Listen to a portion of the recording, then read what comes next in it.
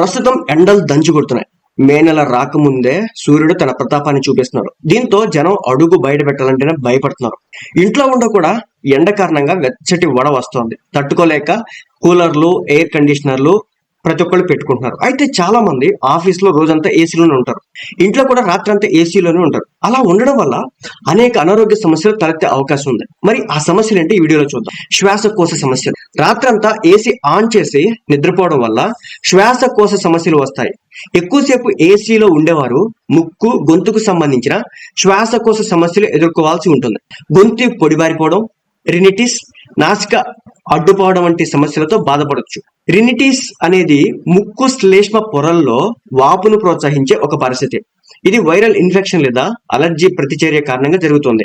2016లో American Journal of Respiratory and Critical Care Medicine లో ప్రచురితమైన అధ్యయనం ప్రకారం రాత్రంతా ఏసీలో గడిపే వ్యక్తుల్లో శ్వాసకోశ ఇన్ఫెక్షన్ వచ్చే అవకాశం 60% ఎక్కువగా ఉంటుందట. అదే విధంగా ఏసీని రోజుకు 4 గంటల కంటే ఎక్కువ ఉపయోగించే వ్యక్తులకు కూడా ఈ శ్వాసకోశ ఇన్ఫెక్షన్లు వచ్చే అవకాశం ఉంటుందట. ఇక కళ్ళు పొడిబారిపోవడం. సాధారణంగా ఏసీ వాతావరణంలో గాలిలో తేమ అనేది ఉండదు. కానీ కళ్లకు తేమ లాంటి వాతావరణం అవసరం. ఏసీ ఉన్న గదిలో తేమ లేకపోవడం వల్ల కళ్ళల్లోని మాయిశ్చరైజర్ కనుమరుగైపోయి కళ్ళు పొడిబారిపోతాయి. ఫలితంగా కళ్ళు మంటగా, దురదగా అనిపిస్తాయి. ఇంకొన్నిసార్లు దృష్టి మసకబారడం కూడా జరుగుతుంది. ఇక పొడి చర్మం. రాత్రంతా ఏసీలో ఉంటే చర్మం దురద పెట్టడం, పొడిబారిపోవడం వంటి సమస్యలు వస్తాయి. ముఖ్యంగా సెన్సిటివ్ స్కిన్ ఉన్న వారికి ఈ పరిస్థితి ఇబ్బందికరంగా ఉంటుంది. ఇక తలనొప్పి.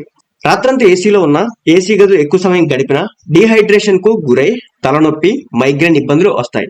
డీహైడ్రేషన్ మైగ్రేన్ ను ట్రిగ్గర్ చేస్తుంది. ఏసీ గదుల్లోకి అడుగు పెట్టినప్పుడు ఎక్కువసేపు ఏసీలో ఉన్న తర్వాత హఠాత్తుగా బయటికి వెళ్ళినా కూడా మీకు తలనొప్పి వచ్చే అవకాశం ఉంటుంది. ఏసీ గదుల నిర్వహణ సరిగా లేకపోయినా తలనొప్పి, మైగ్రేన్ వచ్చే అవకాశాలు ఉంటాయి. సో ఈ విధంగా మీరు ఏసీని ఉపయోగిస్తున్నట్లయితే, ముఖ్యంగా నైట్ అంతా ఏసీని ఉపయోగిస్తున్నట్లయితే ఇప్పుడు చెప్పినటువంటి అనారోగ్య సమస్యలన్నీ కూడా మీ దరిదాపుల్లోనే చుట్టుపక్కనే ఉంటాయని చెప్పేసి మీరు అర్థం చేసుకోవచ్చు.